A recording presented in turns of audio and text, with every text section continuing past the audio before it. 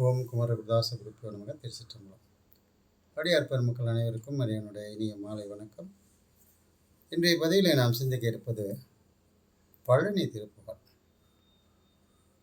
திமிர உதித அணைய நரக செனன மதிலில் விடுவாயில் செவிடு குருடு வடிவு குறைவு சிறிது மிடியும் அணுகாதே அமரர் வடிவும் அதிக குலமும் அறிவும் நிறைய வரவேனின் அருளதருளி எனையும் மனதொடு அடிமை கொள்ளவும் வரவேனும் சமூகமுகவின் அசுர தமர்ந்து தலைகள் உருள மிகவே நீள் சலதி அலற நெடிய பகலை தகர அயிலை விடுவோனே